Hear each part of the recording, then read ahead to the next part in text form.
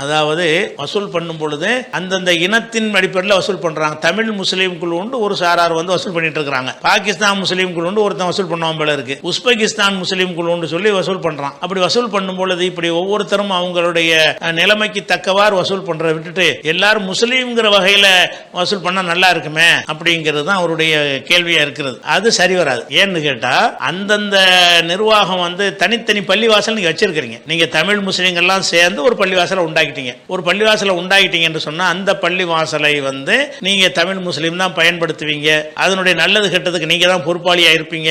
அதுக்கு போய் பாகிஸ்தான் முஸ்லீம் அவன் எப்படி தருவான்? ஏன்னா அவன் ஒரு பள்ளிவாசல் வச்சிருப்பான், அவனுக்கு தேவைப்படும். அதனால என்ன செய்வாங்கன்னா தமிழ் முஸ்லீம்களுக்கு இந்த பள்ளியை நிர்வகிக்கிறதுக்கு என்று சொல்லி போய் வசூல் பண்ண இப்படி தப்பா இருக்க முடியும். அது அனைவரையும் ஒன்னா சேர்க்கிற இப்படி ஒன்னா சேரும் நான் கேட்கிறேன். ஒன்னா சேர்க்கிறதா இருந்தா ஒரு அரசாங்கம் இருந்தா உத்தரவு போட்டு ஒன்னா சேர்க்கலாம்.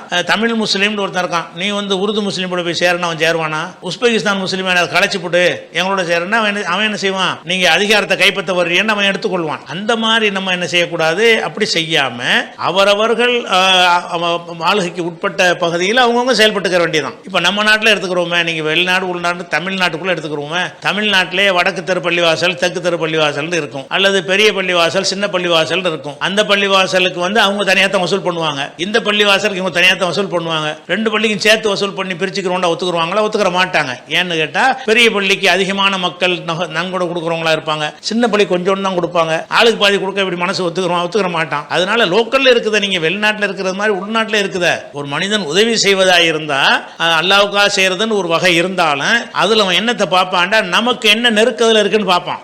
நம்ம தெருவில் ஒரு பள்ளிவாசல்னா அவன் கொடுப்பான். ஏதோ தெருவில் ஒரு பள்ளிவாசல் சொன்னா 500 ரூபா கொடுக்குறோம், ஒரு 10 ரூபா எழுதிக்கிறங்கன்னு சொல்லுவான். அவனுக்கு தொடர்பு இல்லையில. இது மனிதனுடைய சைக்காலஜி படி பார்த்தீங்கன்னா அவங்கவுங்க தனித்தனியாக இருந்தா தான் நிதியை கொடுப்பாங்க. உஸ்பெகிஸ்தான்கார வந்து உங்கள்கிட்ட கேட்டா நீங்க கொடுப்பீங்களா? யாருன்னு தெரியாது, நம்ம கொடுக்கணும்ன்றீங்க. அதனால வந்து அவங்க உஸ்பெகிஸ்தான் முஸ்லீம்ங்கிறவங்க யார்கிட்ட போய் பார்ப்பாங்க?